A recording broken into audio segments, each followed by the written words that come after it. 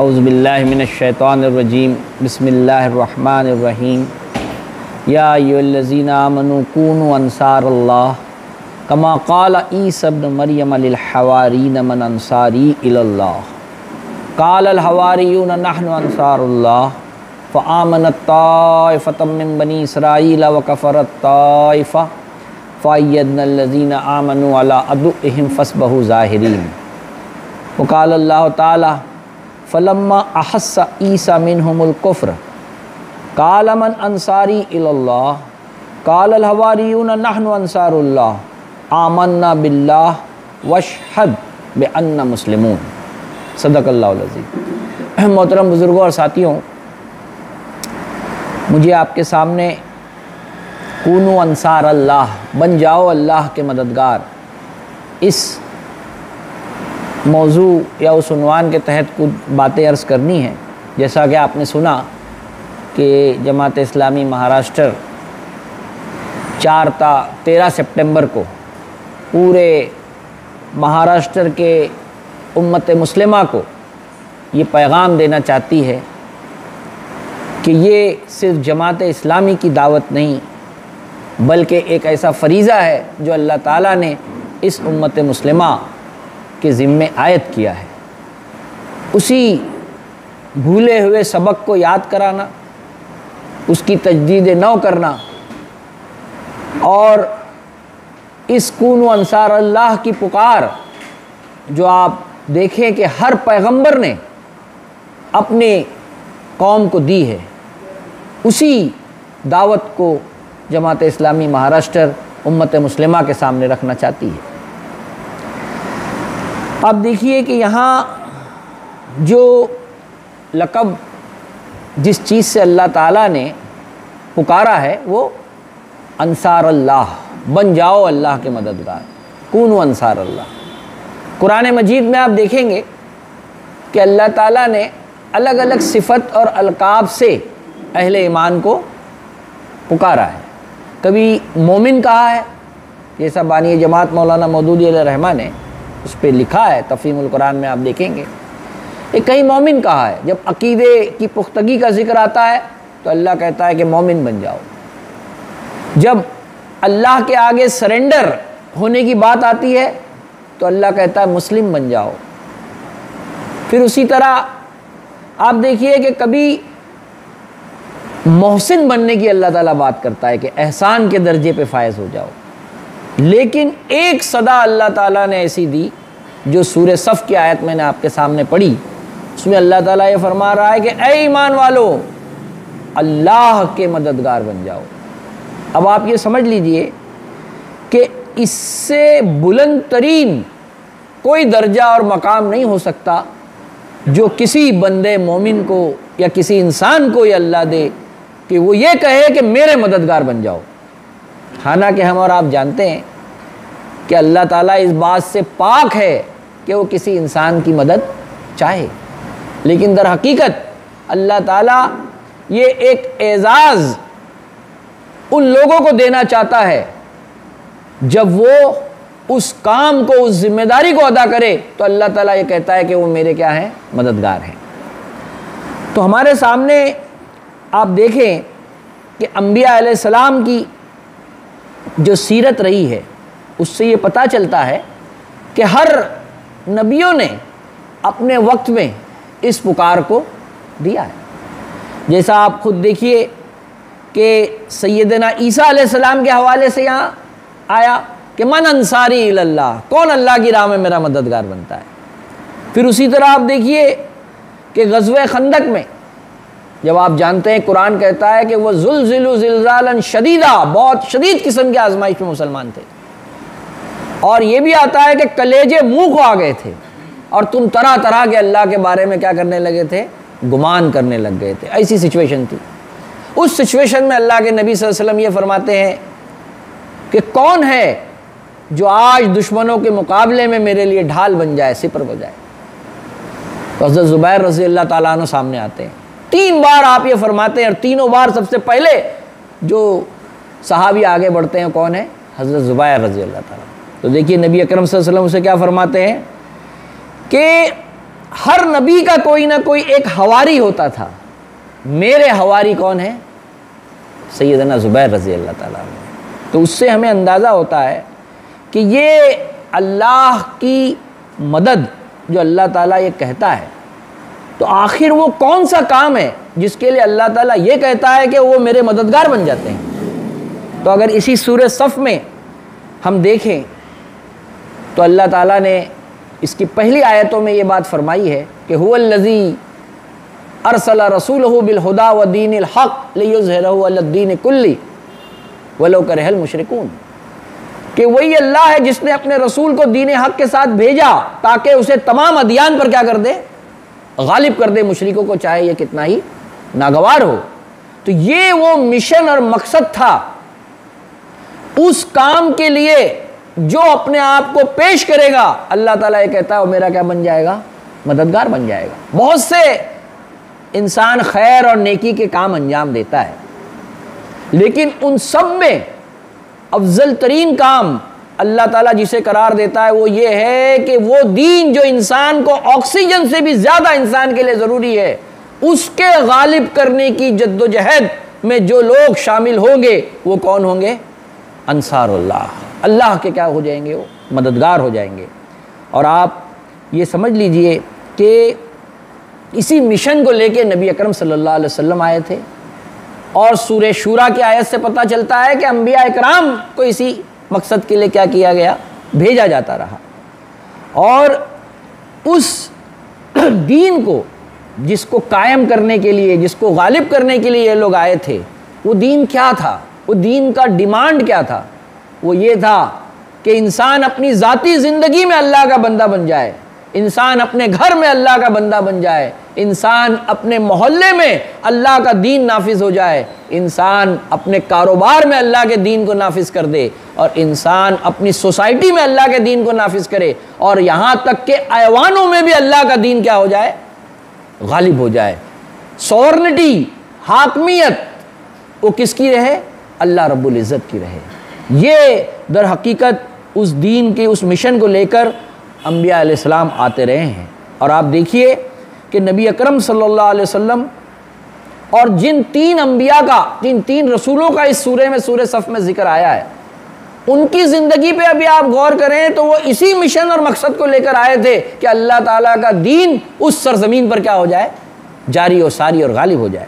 اسی لیے آپ دیکھیے کہ سیدنا موسیٰ علیہ السلام کا ذکر آیا ہے سورہ صف میں، تو ان کے بارے میں تورات میں یہ آتا ہے کہ جب اللہ تعالیٰ نے فرعون سے نجات دی بنی اسرائیل کو، تو یہ کہا کہ میں نے دودھ اور شہد کی نہریں، یعنی فلسطین جہاں سے وہ دین پورے عالم میں پھیلے، وہاں سب سے پہلے غالب ہوگا، اور وہ میں نے تمہارے لیے لکھ دی ہے.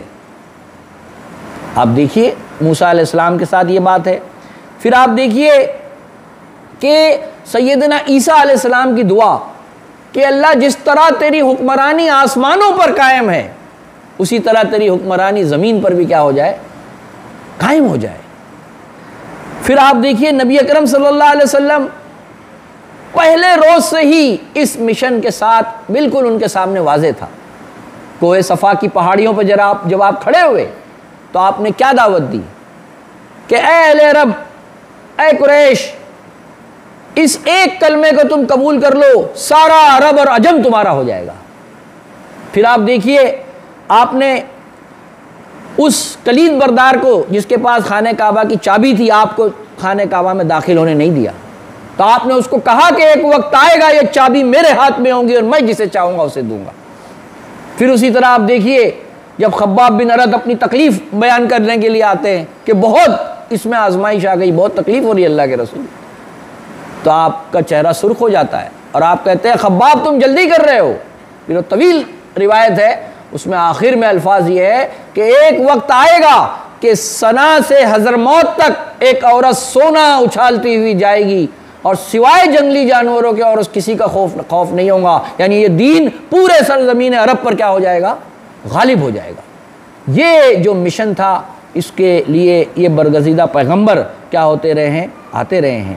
تو ساتھیوں آپ یہ دیکھیے کہ یہ جو مہم کونو انصار اللہ کی جو پکار دی، در حقیقت یہ وہ فرض ہے امت مسلمہ کا، جس کو جماعت اسلامی مہاراشٹر دوبارہ اس کو یاد کرانا چاہ رہی ہے۔ اور اس فرض، یہ ایسا فرض ہے کہ اس کی عدم ادائیگی یا اس سے فرار اللہ تعالیٰ کی ناراضگی اور ہم پر لعنت بھیجنے کا سبب کیا ہوتی ہے، آج پوری دنیا میں بن رہی ہے۔ تو اسی لیے آپ دیکھیے کہ یہ جو خواب ہے کہ ہم یہ چاہتے ہیں کہ یہ دین کیا ہو جائے، غالب ہو جائے، اور اس دین کے غلبے کے لیے جو جماعت اسلامی نے یہ پکار دی ہے لوگوں کو، تو اس میں یہ سمجھ لیجئے کہ آج جن حالات سے ہم گزر رہے ہیں، ان حالات میں دیکھیے، آپ جائزہ لیجئے، صورتحال یہ ہے کہ وہ امت جس کو یہ فریضہ دیا گیا، اس کی حیثیت اور وقت یہ کر دی گئی کہ ایک امریکن کتے کے خون کی تو قیمت ہے، لیکن مسلم خون اتنا ارزاں ہے کہ آپ اس کا اندازہ نہیں کر سکتے۔ پھر آپ دیکھیے کہ باطل افکار اور نظریات اس طرح غالب ہیں، اور انہوں نے جو ترقیاں اس دنیا کو دی، چاہے طب میں ہو، چاہے آپ دیکھیے کہ دوسری دنیا کی ترقی ہو، فاصلوں کو کم کیا انہوں نے، اور انہوں نے عملاً یہ بتایا ہے ان لوگوں کو جو یہ کہتے ہیں کہ یہ دین تمام انسانوں کے لیے نافع اور غالب ہونے آیا ہے، کہ تم نے کیا انسانیت کو دیا۔ یہ بہت بڑا ایسا سمجھ لیجئے قرض ہے امت مسلمہ پر کہ اسے یہ بتانا ہوگا کہ یہ دین آج بھی اسی طرح غلبے اور نافع ہے جس طرح آج سے 1500 سال پہلے نبی اکرم صلی اللہ علیہ وسلم نے اسے کیا کر کے دکھایا تھا، غالب کر کے اور ساری انسانیت کے لیے نافع بنا کے دکھایا تھا۔ تو ساتھیوں، اس لیے ضرورت اس بات کی ہے اس میں کہ ہمیں کیا چیز ہے جو اس تحریک یا اس مہم میں یا اس کاموں کے لیے ہمیں انجام دینا ہے۔ تو سب سے پہلا مشن ہمارا یہ ہونا چاہیے کہ وہ دین جو اللہ تعالیٰ نے غالب ہونے کے لیے لایا، تو اس دین کو ہمارا مشن یہ ہونا چاہیے کہ جس علاقے میں ہم رہتے ہیں، اس مہم کے ذریعے ایک گھر ایسا نہ ہو مسلمانوں کا جہاں ہم یہ دعوت اسے نہ دیں۔ اس عزم، اس حوصلے کے ساتھ ہمیں اس کام کو کیا کرنا چاہیے، آگے بڑھانا چاہیے۔ اور جب ہم اس کام کو آگے بڑھائیں گے تو سب سے پہلے ہمیں ان لوگوں کی طرف جانا چاہیے جو سماج میں ایک اثر رکھتے ہیں، سماج کے قیمتی لوگ ہوتے ہیں۔ آپ دیکھیے نبی اکرم صلی اللہ علیہ وسلم نے جب اس دین کے غلبے کے لیے کوشش شروع کی، تو اس کوشش میں آپ نے سب سے پہلے ان لوگوں کو ساتھی بنانے کی کوشش کی جو سماج اور معاشرے میں کیا رکھتے تھے، اثر اور رسوخ رکھتے تھے، انفلوئنشل پرسنالٹیز تھے، انٹلیکچوئلز تھے۔ آپ کی دعائیں دیکھیے، اللہ ابو جہل یا عمر میں سے کسی کو کیا کر دے، اسلام کے لیے قوت کا ذریعہ بنا دے۔ تو ہمیں اس میں سب سے پہلا جو کام کرنا چاہیے کہ ہمارے علاقے میں وہ لوگ جو افکار اور نظریات کا مقابلہ کر سکتے ہوں، انٹلیکچوئل لوگ، ان تک اس پیغام کو لے جانا چاہیے۔ ان لوگوں کو جو معاشرے میں یہ حیثیت رکھتے ہو کہ ان کی سہ ہوتی ہے، ان کی بات مانی جاتی ہے، ان تک وہاں پر جانا چاہیے تاکہ وہ لوگ اس کا کیا بن جائیں، حصہ بن جائیں۔ اور جب ایسے قیمتی حضرات اس کونوا انصار اللہ، اللہ کے مددگار بن جاتے ہیں یا وہ اس تحریک کا حصہ بن جائیں گے، تو آپ یقین جانیے کہ جب ایسے افراد آتے ہیں تو بہت ہی تیزی کے ساتھ باطل افکار اور نظریات کا بھی مقابلہ ہوتا ہے، اور یہ دین بہت تیزی سے لوگوں کے درمیان کیا ہوتا ہے، ایکسیپٹنس اختیار کرتا ہے۔ آپ اس کے لیے دیکھیے، میں آپ کو 2-3 مثالیں دوں کہ مولانا افضل حسین صاحب جو جماعت کے اس دور میں ڈبل ایم اے تھے، یعنی اس وقت ایک ایم اے کرنا بھی بہت بڑی بات سمجھی جاتی تھی، ایجوکیشنسٹ تھے، لیکن ان کا وہ اثر تھا کہ آج بھی ان کی کتابیں نصاب میں کیا کی جاتی ہیں، پڑھائی جاتی ہیں۔ اسی طرح آپ دیکھیے کہ سیرت نبوی کو ہر وقت چیلنج رہتا ہے، کبھی اس کو ٹیررسٹ کے ذریعے، کبھی اس کو رنگیلا نعوذ باللہ رسول کہہ کر کیا کیا جاتا ہے، بدنام کیا جاتا ہے۔ ڈاکٹر حمید اللہ صاحب انہوں نے یہ ٹھانی کہ پوری یورپین اقوام کے سامنے میں نبی اکرم صلی اللہ علیہ وسلم کی خدمت کروں گا اور ان کے تعلق سے صحیح باتیں ان تک کیا کروں گا، پہنچاؤں گا۔ تو آپ دیکھیے جب یہ بیڑا انہوں نے اٹھایا اور جو کام پوری زندگی اس کے لیے لگا دی، تو آپ اس کا نتیجہ دیکھیے کہ آج یونیورسٹیز میں ان کی کتابیں، بڑی بڑی یونیورسٹیز میں، یورپ جرمنی میں ان کی کتابیں سیرت پر کیا ہوتی ہیں، پڑھائی جاتی ہیں، اور لوگوں کا ایکسیپٹنس دیکھیے کہ 3 آدمی پر ڈے اسلام قبول کیے، ان کی 91 سال عمر رہی ہے۔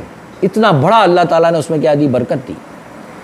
پھر آپ دیکھیے کہ اس ہندوستان میں ہمارے جب شیطانک ورسس لکھی گئی، سلمان رشدی کی جو کتاب آئی، تو جہاں لوگوں نے اپنی جانوں کا نذرانہ بھی پیش کیا اللہ کے رسول کی محبت میں، لیکن انٹلیکچوئل سطح پر ڈاکٹر رفیق زکریا نے جو کتاب لکھی ویسا کام کوئی نہیں کر سکا۔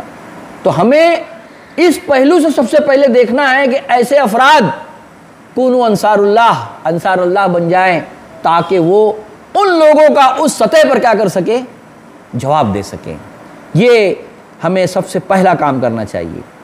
پھر اس کے بعد آپ دیکھیے کہ ہمارے یہ دین کا غلبہ یا اقامت دین صحیح معنوں میں غالب ہی نہیں ہو سکتا اس ہندوستان میں جب تک کہ برادران وطن تک ہم یہ بات کو کیا کریں، نہ پہنچائیں۔ اب آپ دیکھیے اس میں ہمیں ملت کو یہ سمجھانا ہے اس مہم میں کہ یہ اتنا اہم اقامت دین کا فریضہ اس وقت تک نہیں ہو سکتا جب تک کہ ہم یہ پوری آبادی جو شرک و بت پرستی میں مبتلا ہے انہیں یہ نہ بتائیں کہ یہ دین کتنا ان کے لیے اہم ہے۔ یہ امت اس فرض کے لیے ادا کرنے کے لیے آگے بڑھے، اس کا ہمیں اس کے اندر کام کرنا چاہیے۔ اور اس کے بعد ہمیں ان افراد کو تلاش کرنا چاہیے جو 2 سطح پر اس کام کے لیے تیار ہوں۔ ایک تو آپ دیکھیے علمی سطح پر برادران وطن کے سامنے کام کریں، جیسا آپ دیکھیے وید کا علم جو حاصل کرتے ہوں، ہندوتو کو لوگ حاصل کرتے ہوں، اس کو جانیں، اور ان کی زبان میں وہ ان کے سامنے کیا رکھیں، بات رکھیں۔ آپ دیکھیے میں آپ کو بتاؤں، جب نبی اکرم صلی اللہ علیہ وسلم کو یہود قوم سے سابقہ تھا، ان کی ہبرو لینگویج تھی، تو آپ نے کہا کہ کون اس کی لینگویج کو سیکھ کر مجھے اس میں جواب دینا ہے۔ 15 دن میں حضرت زید رضی اللہ تعالیٰ عنہ نے کیا کیا، اس لینگویج کو سیکھا۔ تو یہ دین کی حمیت اور غیرت تقاضا کر رہی ہے، اس کے غلبے کے لیے ضروری ہے کہ ہم یہاں کی لینگویج اور یہاں کے علوم کو ان کی زبان میں سیکھ کر ان کو کیا کریں، پیش کریں۔ ایسے مسلمان جیالوں کو جو اپنی زندگی اس پر کھپانا چاہتے ہو، ہمیں اس طرح اس مہم میں ان کو ساتھ میں لانا چاہیے اور خود بھی وہ عزم کرنا چاہیے۔ تو وہیں آپ دیکھیے کہ یہ صرف مثال حضرت زید کی نہیں ہے، خواجہ معین الدین چشتی رحمۃ اللہ علیہ دیکھیے، رائے پتھورا میں جب وہ آئے تو وہاں کی لینگویج سیکھی اور اسی زبان میں ان کو اس دین کی دعوت دی جس میں وہاں کا بادشاہ بھی ایمان لایا۔ آپ اندازہ کیجئے یہ کتنا اہم کام ہے اقامت دین کے لیے جس کی ہم دعوت لے کے اٹھے ہیں۔ تو ہمیں ملت کو ایسے افراد کو ہمیں کیا کرنا ہے، اس میں لانا ہے۔ خود میں نے ابھی آپ کے سامنے ڈاکٹر حمید اللہ صاحب کا ذکر کیا، 90 ایئرس میں ملئی زبان وہ سیکھنے کا عزم کرتے ہیں کہ اس زبان میں ان لوگوں کو کیا کروں گا، سیرت کی دعوت دوں گا۔ تو دیکھیے کوئی بڑھاپا، کوئی رکاوٹ ثابت نہیں ہوتی انسان کو اگر یہ اقامت دین کے لیے یہ احساس اور جذبہ میرا مشن بن جائے تو میں خود بھی اللہ کا مددگار اس سطح پر بنتا ہوں اور لوگوں کو بھی اللہ کا مددگار بننے میں کیا کرتا ہوں، آگے لے کے آتا ہوں۔ پھر اسی طرح دیکھیے اس میں ہمیں ایسے حوصلہ مند نوجوانوں کی ضرورت ہے جو اس دعوت کو بنا کسی خطر کے، بنا کسی خوف کے لوگوں کے سامنے کیا کر سکے، پیش کر سکے۔ آپ دیکھیے نبی اکرم صلی اللہ علیہ وسلم کے درمیان ان نوجوانوں کو حضرت ابو ذر غفاری، حضرت عبداللہ بن مسعود، خانہ کعبہ میں حق بات کہنا مطلب اپنی جان بالکل دینے کے جیسا تھا، لیکن جب یہ اقامت دین ایک مشن بن جاتا ہے اور وہ اس کے بغیر ہو ہی نہیں سکتا کہ آپ اس کی دعوت دوسرے کو کیا کریں، دیں، تو وہ خانہ کعبہ میں جا کے اس کی دعوت دیتے ہیں۔ اس کے نتیجے میں اتنا مارا جاتا ہے کہ لوگ یہ دیکھنے لگتے ہیں کہ کہیں یہ ختم نہ ہو جائے۔ لیکن دوسرے دن ان کا عزم دیکھیے، دوسرے دن وہ یہ کہتے ہیں کہ اگر پھر کہوں گے تو پھر میں یہی دعوت کیا کروں گا، لوگوں کو دوں گا۔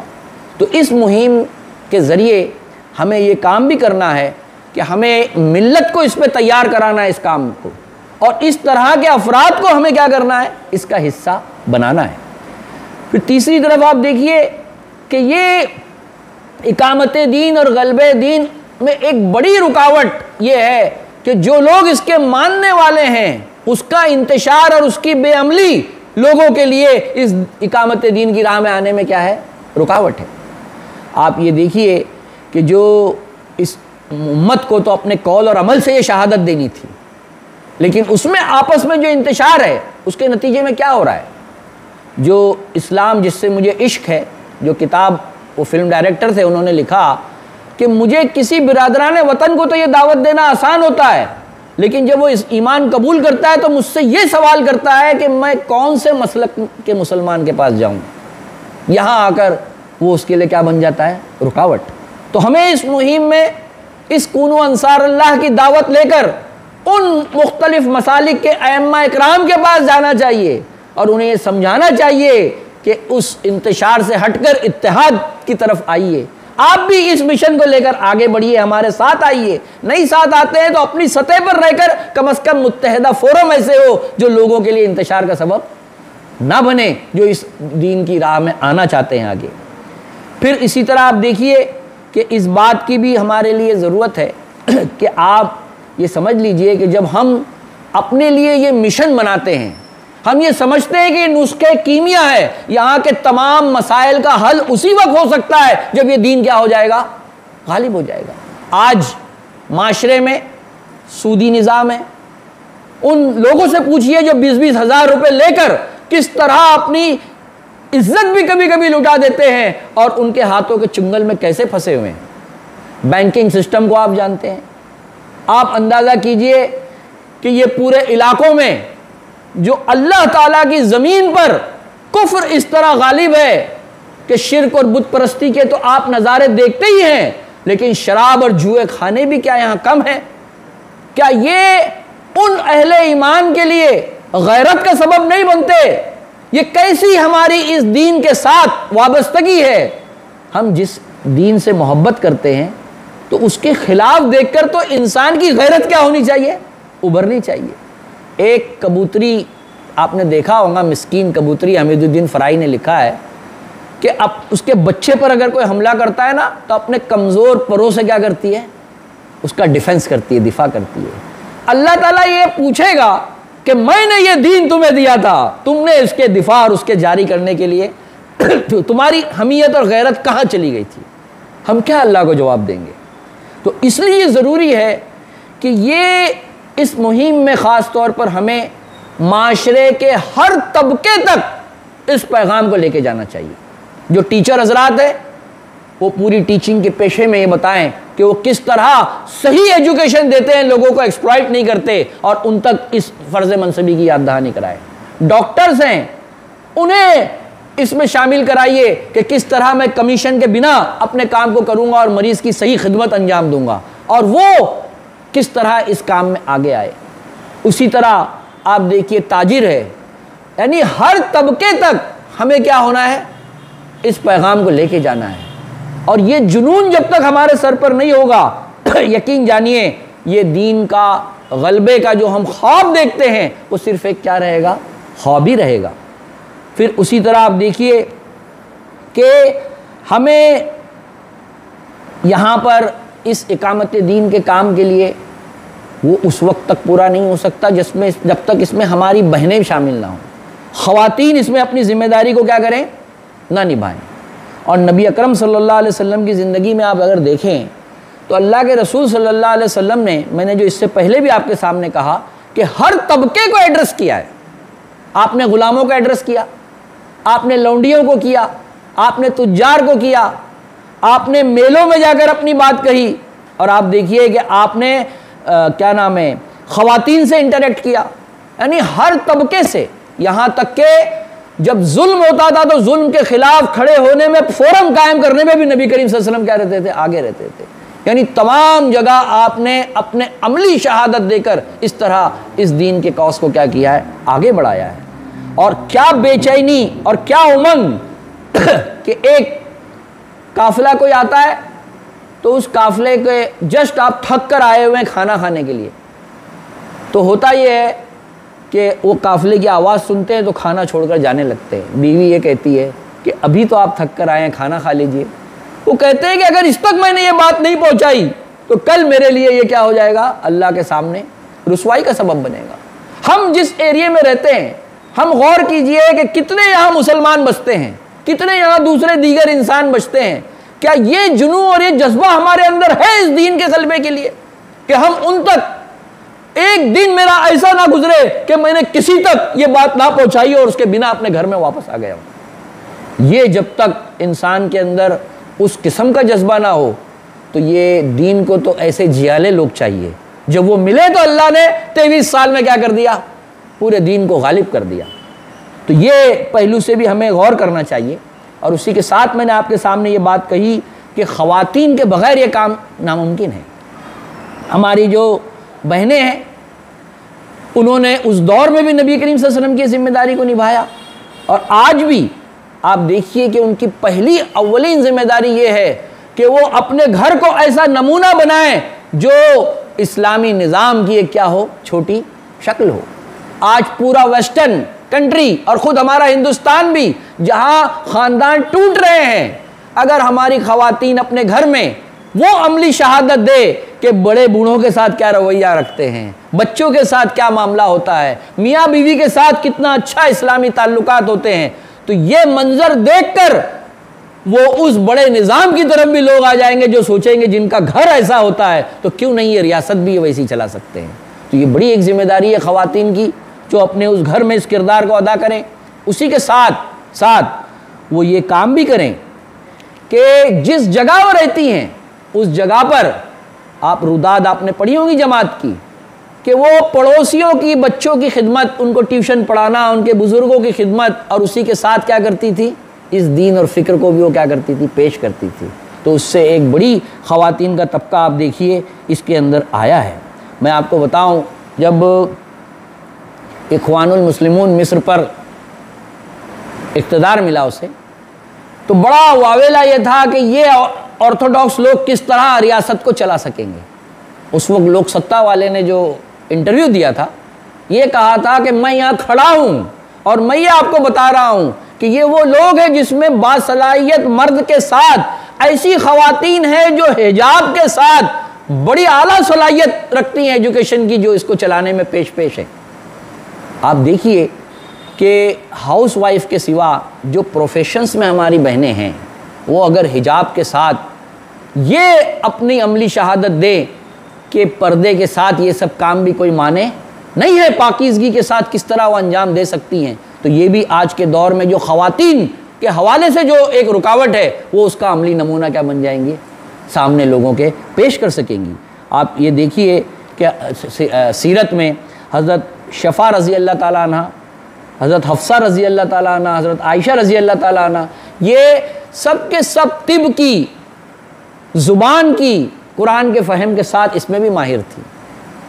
پھر آپ دیکھیے کہ یہ ان تک نہیں ہے، تاریخ یہ بتاتی ہے کہ آپ اسی دور میں ایسی صحابیات بھی ہیں کہ ام شریک جو تھی، کیا لگن تھا اس مشن کے ساتھ کہ صبح سے شام تک لوگوں کے گھروں پہ کیا کرتی تھی، محض اس اقامت دین کی دعوت لے کے کیا کرتی تھی، جاتی تھی، اور اس کی پاداش میں کئی گھنٹے ان کو لوگوں نے سزا کے طور پر دھوپ میں کھڑا کیا، اور ایک وقت وہ بھی آیا کہ جب ان کو ان کے گھر سے کیا کر دیا گیا، نکال دیا گیا۔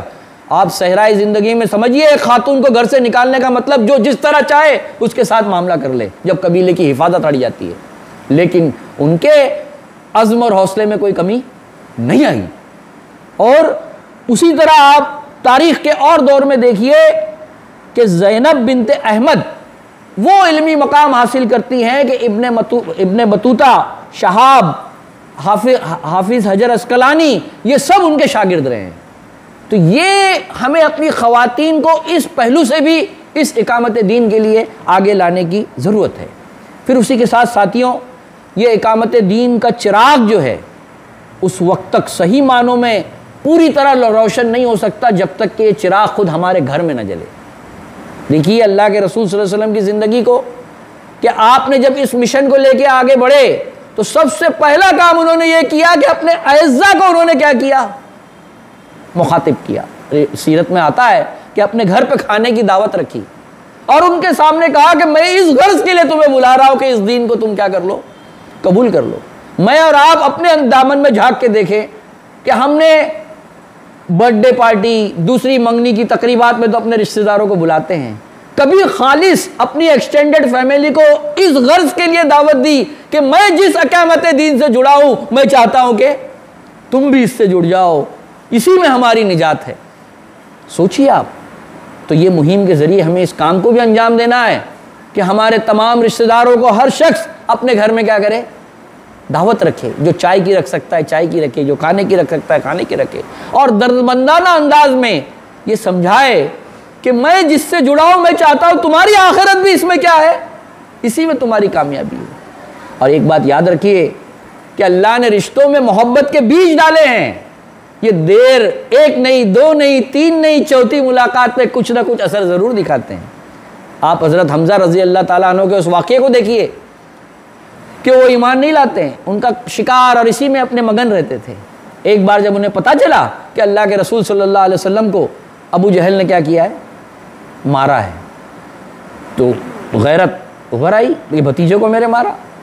تیر کی جو کمان کا پیچھے کا حصہ ہوتا ہے اس سے جا کر ابو جہل کی کیا کر دی؟ پٹائی کر دی۔ لوگوں نے ابو جہل کو روک دیا کہ مت کرو، وہ بھی بہت بہادر تھے حضرت حمزہ۔ پھر اللہ کے نبی صلی اللہ علیہ وسلم کے پاس آتے ہیں اور یہ کہتے ہیں کہ بھتیجے دیکھو تمہیں اس نے تکلیف دی تھی نا، میں نے اسے ایسا ایسا کیا، اب تو تم خوش ہو۔ تو دیکھیے بھتیجے نبی اکرم صلی اللہ علیہ وسلم کیا کہتے ہیں؟ چاچا میں اس سے خوش نہیں ہوں۔ وہ کہے تمہیں کس سے خوشی ہوتی ہے؟ مجھے اس سے خوشی ہوگی کہ تم اس دین کو کیا کر لو؟ قبول کر لو۔ وہی وقت ہے جو حضرت حمزہ کے دین میں آنے کا کیا ہو جاتا ہے۔ دیکھیے وہ محبت کا بیج جو اللہ نے رکھا، کس مواقع سے ہمیں کس موقع سے اس کو کیا کرنا چاہیے؟ اس دین کی طرف لانا چاہیے۔ سب سے بڑھ کر وہ ایوان اور انصار بن جاتے ہیں۔ اسی طرح آپ دیکھیے کہ یہ بات صرف حضرت حمزہ تک نہیں ہے۔ آپ اگر غور کریں گے کہ شاہ ولی اللہ رحمۃ اللہ علیہ کا پورا خاندان نے کس طرح اس دین کی اقامت کے لیے جدوجہد کی، اور بھی بہت سے خاندان آپ کو ملیں گے۔ خود اکرمہ بن ابی جہل جس کے بارے میں اب بنو مخزوم کے قبیلے نے، یا ابو جہل کا لڑکا ہے، بڑی مخالفت کی تھی اور حضرت عمر نے کہا تھا کہ اس قبیلے میں کوئی ایمان نہیں لائے گا، لیکن جب اس کو شعور ہوا اور یہ ایمان لائے تو آپ دیکھیے نہ صرف اکیلے بلکہ اپنے پورے خاندان کے ساتھ جنگ میں جب وہ شریک ہوئے ہیں، جنگ یرموک میں، تو آپ اس وقت دیکھیے کہ تینوں کو شہادت اللہ تعالیٰ دیتا ہے، باپ کو بھی بیٹوں کو بھی۔ اور خالد بن ولید کہتے ہیں خدا کی قسم عمر کی بات سچ نہیں ثابت ہوئی۔ تو یہ خاندان کا کنٹریبیوشن اللہ کے مددگار بن جانے میں بڑا مؤثر ہو سکتا ہے اگر ہم نے کیا کیا؟ اس کو اس سنت نبوی اور صحابہ کی روشنی میں دیکھا۔ میں آپ کو بتاؤں کہ امام مالک رحمۃ اللہ علیہ جب بوڑھے ہو گئے تو دین کی اقامت کا ایک ذریعہ پریچنگ بھی ہے، وہ احادیث اور اس کا درس دیتے تھے۔ عمر میں جب وہ کچھ بھولنے لگے تو ان کی بیٹی نے پوری موطا کو حفظ کر لیا تھا، تو پیچھے سے وہ ابا کو توجہ دلاتی تھی کہ ابا یہ الفاظ ایسے نہیں ہیں، یہ الفاظ ہیں، تو باپ اس کو درست کر لیتا تھا۔ لیکن آپ غور کیجئے کہ کتنی آنکھوں میں ٹھنڈک کا سامان ہے جب اس کی اولاد پیچھے سے اس کو دین میں کیا بن جاتی ہے؟ مددگار بن جاتی ہے۔ تو یہ چیز کی طرف ہمیں توجہ دینی چاہیے۔ اب میں آخر کی طرف آتا ہوں ساتھیوں، کہ دیکھیے کہ جماعت اسلامی نے جو یہ دعوت دی کہ کونوا انصار اللہ، تو آج جبکہ اس ہندوستان میں یہ دین قائم نہیں ہے، ایک ہوتا ہے دین قائم اور اس کو جاری رکھنا، آج تو اس پورے دین کو آپ کو ہر شعبے میں کیا کرنا ہے؟ قائم رکھنا ہے۔ تمام شعبے میں زندگی کے اللہ سے بغاوت انسانوں نے کر دی ہے، اور اللہ تعالیٰ کی سنت یہ ہے کہ اللہ تعالیٰ چاہے تو سب کے دلوں کو ہدایت کی طرف پھیر سکتا ہے، لیکن اللہ نے اس دنیا میں یہ طریقہ نہیں رکھا، یہ سنت نہیں رکھی۔ اللہ نے یہ رکھا ہے کہ جب تک انسانی گروہ اس کے لیے جدوجہد نہ کرے اللہ کی مدد نہیں آتی۔ اللہ تعالیٰ ان کو دیکھنا چاہتا ہے کہ وہ کس طرح اس کاموں کو کیا کرتے ہیں؟ انجام دیتے ہیں۔ اسی لیے یوسف القرضاوی صاحب یہ کہتے ہیں کہ آج باطل اپنے نظریات کو پھیلانے کے لیے جو کشمکش، جو جد و جہد کر رہا ہے، جو اجتماعیت بنا رہا ہے، چاہے وہ سوشل میڈیا پہ ہو، چاہے مختلف جگہوں پر ہو، اہل حق جب تک اس طرح کی اجتماعیت اور اس طرح کی اتنی ہی تیاری جتنی وہ کرتے ہیں، اتنی ہی قربانی جتنی وہ دیتے ہیں، اہل حق نہیں دیں گے، تب تک اللہ کی نصرت نہیں آئیں گی۔ تو در حقیقت یہ کونوا انصار اللہ، یہ دعوت ہے کہ ایک ایسی اجتماعیت کے بغیر ہم اس نظام کو قائم ہی نہیں کر سکتے جو آج باطل کیا کر رہا ہے، اس کو چلا رہا ہے۔ تو وہ اس اجتماعیت کی طرف جو آپ دیکھیے کہ اس تحریک اسلامی، جماعت اسلامی نے ہر زندگی کے شعبے کے اندر انٹروین کیا ہے۔ ڈاکٹرز ہیں تو میڈیکل سیل میں وہ چاہتی ہے کہ لوگ آ کے وہاں کام کریں، یوتھس ہیں ان کے لیے ایک پلیٹ فارم دیا ہے کہ وہ اپنی صلاحیتیں اور قوتوں کو وہاں لگائے، اسٹوڈنٹس ہیں SIO کا ایک پلیٹ فارم دیا، ظلم کے خلاف آواز اٹھانا ہے اس کے لیے ایک پلیٹ فارم ہے، آپ کو نظریاتی طور پر علمی سطح پر کام کرنا ہے اس کے لیے اکیڈمی ہے۔ یعنی غرض اس پوری ہندوستان میں جن جن شعبے میں ہم ایک نئے نظام کو لانا چاہتے ہیں، سود پر جیسا میں نے کہا تو بلا سودی بینکاری یہ تحریک اسلامی چلا رہی ہے تاکہ لوگوں کو سود سے، اس لعنت سے بچا کر یہ بتائے کہ اسلام کا نظام رحمت کیا ہے۔ تو یہ سب کو ہم کو اپیل کرنی چاہیے کہ وہ کیا کریں، اس تحریک کا حصہ بنیں اور اس کے اندر وہ کیا ہو جائے، شامل ہو جائیں۔ تو ساتھیوں، اس میں ایک پہلو کبھی کبھی یہ بھی آتا ہے کہ جب انسان لوگوں کو اس طرف بلاتا ہے تو ایسا بھی ہوتا ہے کہ لوگوں کی توجہ کم ہونے کی وجہ سے لوگ کیا ہو جاتے ہیں، ان کی شرکت کم ہوتی ہے تو مایوسی شیطان ڈال دیتا ہے۔ آپ اگر اس آیت کو جو میں نے آپ کے سامنے پڑھی اس میں آپ دیکھیے دوسری آیت کیا ہی ہے، فَلَمَّا أَحَسَّ عِيسَىٰ مِنْهُمُ الْكُفْرَ، جب عیسیٰ نے یہ محسوس کیا علیہ السلام کہ سب میرا کیا کر رہے ہیں، انکار کر رہے ہیں، لیکن اس وقت بھی انہوں نے حوصلہ نہیں توڑا، اس وقت بھی وہ مایوس نہیں ہوئے، بلکہ انہوں نے کیا کیا، وہ دوسرے انسانوں کی طرف چلے گئے جہاں وہ سمجھتے تھے کہ یہ شاید اس دعوت کو کیا کریں گے، قبول کریں گے۔ اس لیے جو انجیل میں آپ دیکھیے وہ بات آتی ہے کہ انہوں نے جب بنی اسرائیل کی، جو اس وقت کی مسلم قوم تھی، جیسا آج ہمیں لگتا ہے نا کہ ہم جاؤ تو ہماری مخالفت ہوتی ہے، تعصب ہے، یہ ہے، طرح طرح کی ہم بات کرتے ہیں، لیکن آپ دیکھیے انبیائی اسوہ کیا بتاتا ہے کہ عیسیٰ علیہ السلام پوری بنی اسرائیل کے علماء اور اہل علم نے کفر کیا، اس کے باوجود بھی مایوس نہیں ہوئے، بلکہ وہ کہاں جاتے ہیں، ان مچھیروں کی طرف چلے جاتے ہیں۔ اب مچھیروں کی طرف جاتے ہیں تو ان کو کہتے ہیں، کتنے کیا پیارے الفاظ ہیں کہ اے مچھلیوں کے شکار کرنے والوں، آؤ میں تمہیں انسانوں کا شکار کرنا سکھاؤں، یعنی کس طرح اس دین کے اندر انسانوں کو لے آؤں۔ اور آپ دیکھیے کہ یہی وہ وقت ہوتا ہے جب اللہ تعالیٰ کی نصرت واجب ہو جاتی ہے، جب انسان تمام جگہ سے اس کو کفر کا سامنا کرنا پڑے لیکن اپنی جد و جہد اللہ کے بھروسے میں جاری رکھتا ہے تو اللہ تعالیٰ روشنی کی کرن دوسری جگہ سے کیا کر دیتا ہے، پیدا کر دیتا ہے۔ شرط یہ ہے کہ ہم حوصلہ نہ ہار کے ہر طبقے تک کیا کریں، اس بات کو لے کر جانے کی کیا کریں، کوشش کریں۔ تو یہ وہ کام ہوگا جو اگر اس کی سعادت اللہ تعالیٰ ہمیں بخشے تو یہ اللہ کی بڑی توفیق ہوں گی۔ اس لیے کہ میں آخر میں وہ بات کہہ کر اپنی بات ختم کرتا ہوں کہ جس طرح نبی اکرم صلی اللہ علیہ وسلم کو اپنے اس مشن پر یہ یقین تھا کہ یہ غالب ہو کر رہے گا اور وہ ہوا، اس کے لیے اپنا سب کچھ لگایا آپ نے، اسی طرح اللہ کے نبی صلی اللہ علیہ وسلم نے یہ فرمایا ہے کہ قرب قیامت کے قریب بھی یہ دین غالب ہو کر رہے گا، یہاں تک کہ آپ نے فرمایا کہ پھوس کی جھوپڑیوں سے لے کے محلات تک میں یہ دین کیا ہو جائے گا، داخل ہو جائے گا۔ اب سوال یہ ہے کہ اللہ کے رسول کا وعدہ تو پورا ہونا ہے، میرا اور آپ کی کیا خوش نصیبی اور سعادت ہے کہ میں اس میں اپنا حصہ بٹاؤں، یہ اصل ہمارے سامنے ساتھیوں سوال ہے۔ تو اسی لیے یہ مہمات صرف اس اقامت دین کے لیے نہیں ہیں، یہ مہمات تو اس لیے ہوتی ہے کہ بھولا ہوا سبق ہمیں کیا کیا جائے، یاد دلایا جائے، ایک نیا عزم اور حوصلہ پیدا کیا جائے تاکہ ہم اس سے نئی توانائی لیتے ہوئے اپنے اس مشن کو تازہ رکھتے ہوئے کیا کریں، ایک نئی تازگی کے ساتھ آگے بڑھیں۔ جب اس طرح کی ہم انشاءاللہ کوشش کریں گے تو یقین جانیے اللہ تعالیٰ کی مدد اور نصرت ان نئے خون کے ذریعے اس کونوا انصار اللہ جو بنیں گے تو اس کے ذریعے یہ دین بڑی قوت اور تیزی کے ساتھ کیا ہوگا؟ آگے بڑھے گا. اور یہ جو بیج ہم بوئیں گے اگر ہمارے سامنے اس کا پھل نہ دیکھ سکے تو کل مرنے کے بعد بھی جب یہ پھل آئے گا اس کا اجر اللہ تعالیٰ ضرور کیا ہوگا؟ ہمارے لیے انشاءاللہ محفوظ ہوگا. جب بانی جماعت مولانا مودودی علیہ رحمہ نے 73 لوگوں کے ساتھ اس کا بیج ڈالا تھا تو آج یہ اتنا تناور درخت ہم کو جو دکھ رہا ہے تو کیا وہ 73 نفوس اس اجر سے خالی رہیں گے؟ اسی طرح آج ان حالات میں اگر ہم اس مشن کو لے کر آگے بڑھیں تو اگر ہمارے سامنے بھی وہ دن نہ دکھائے اللہ تعالیٰ، وہ خوشیاں نہ دکھائے جو یہ دین کے غلبے کی شکل ہے، تو یقیناً جب وہ غالب ہوگا تو اس میں بھی اللہ تعالیٰ ہماری اس ٹوٹی پھوٹی کوششوں کو کیا کرے گا؟ ضرور شرف قبولیت بخشے گا. تو اللہ سے دعا ہے کہ اللہ تعالیٰ ان سب کاموں کو کرنے کے لیے ایک نیا عزم اور حوصلہ ہمیں عطا فرمائے اور اس کاموں کو یکسوئی پورے جنوں کے ساتھ کرنے کی ہمیں توفیق عطا فرمائے. وآخر الدعوانا ان الحمدللہ رب العالمین.